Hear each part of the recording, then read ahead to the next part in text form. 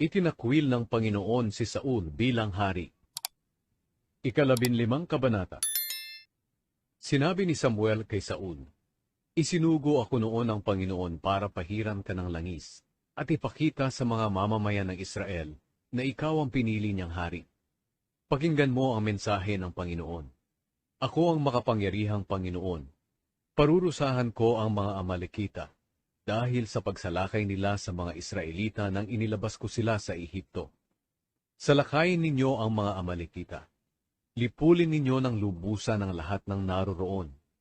Patayin ninyo silang lahat, mga lalaki, babae, bata at mga sanggol, pati na rin ang kanilang mga baka, tupa, kamelyo at mga asno." Kaya tinipon ni Saul ang mga sundalo sa Telaim. May 200,000 sundalo ang nagtipon, bukod pa ang 10,000 mula sa Huda.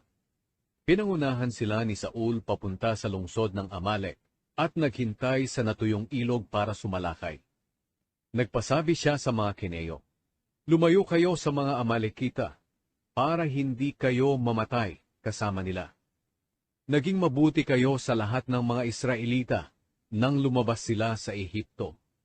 Kaya lumayo ang mga Kineo sa mga Amalekita.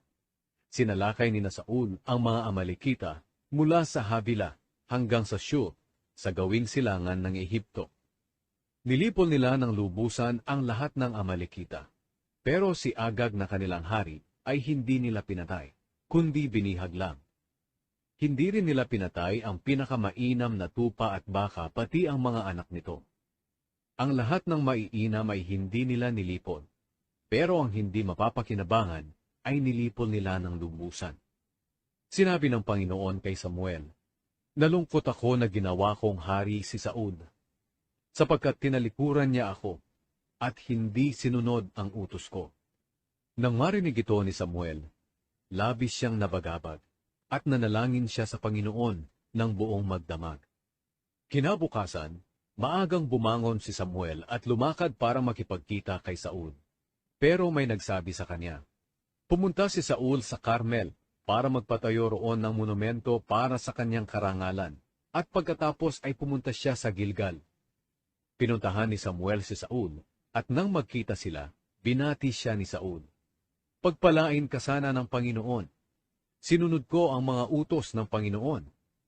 Pero sinabi ni Samuel, "Kung totoong sinunod mo ang utos ng Panginoon, bakit may naririnig akong ingay ng mga tupa at unga ng mga baka?" Sumagot si Saul, "Ang mga iyon ay ang pinakamagandang tupa at mga baka, dala ng mga sundalo galing sa mga Amalekita. Hindi nila pinatay dahil iaalay nila sa Panginoon na iyong Diyos, pero maliban sa mga iyon, pinatay naming lahat." Sinabi ni Samuel, "Tumigil ka, pakinggan mo ang sinabi ng Panginoon sa akin kagabi." "Ano iyon?" tanong ni Saul. Sinabi ni Samuel, "Kahit na maliit ang tingin mo sa sarili noong una, pinili ka pa rin ng Panginoon na maging hari ng buong lahi ng Israel. Inutusan kanyang ubusin ang lahat ng makasalanang Amalekita at labanan sila hanggang sa maubos silang lahat. Pero bakit hindi ka sumunod sa Panginoon? Bakit dali-dali ninyong sinamsam ang mga ari-arian nila? Bakit mo ginawa ang masamang bagay na ito sa Panginoon?" Sumagot si Saul, "Pero sinunod ko ang Panginoon, ginawa ko ang iniutos niya sa akin. Binihag ko si Agag ang hari ng mga Amalekita, at nilipol ko ng lubusan ang mga tao sa nasasakupan niya. Pagkatapos kinuha ng mga sundalo ko ang pinakamagandang tupa, baka at mga bagay-bagay na nasamsam sa digmaan, na nakatalagang wasakin ng lubos. Dinala nila ang mga ito rito sa Gilgal para ihandog sa Panginoon na iyong Diyos." Pero sumagot si Samuel, "Mas nalulugod ba ang Panginoon sa mga handog ninyo kaysa sa pagsunod sa Kanya? Ang pagsunod sa Panginoon ay mas mabuti kaysa sa mga handog. Ang pakikinig sa Kanya ay mas mabuti kaysa sa paghahandog ng mga taba ng tupa. Ang pagsuway sa Panginoon ay kasinsama ng pangkukulam, at ang katigasan ng ulo'y kasinsama ng pagsamba sa mga Diyos-Diyosan. Dahil sa pagsuway mo sa salita ng Panginoon, inayawan ka rin niya bilang hari."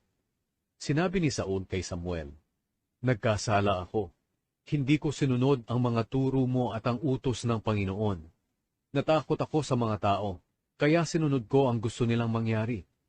Nagmamakaawa ako sa iyo na patawarin mo ako sa mga kasalanan ko, at samahan mo ako sa pagsamba sa Panginoon.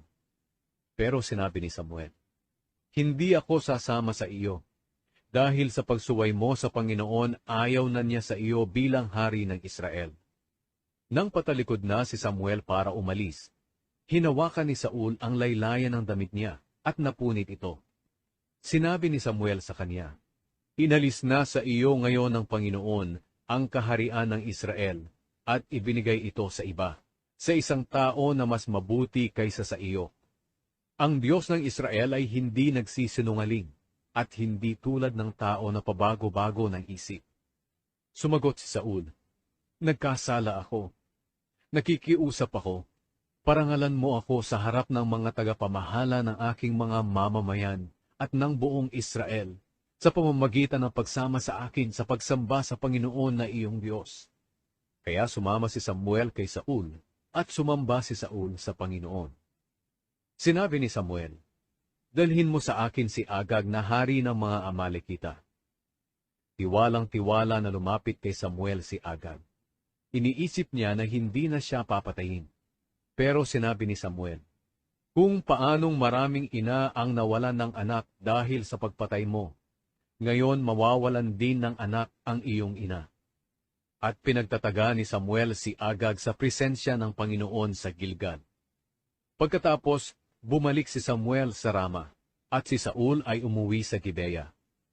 Mula noon hindi na nagpakita si Samuel kay Saul, hanggang sa mamatay si Samuel. Pero nagdalamhati siya para kay Saul. Nalungkot ang Panginoon na ginawa niyang hari ng Israel, si Saul.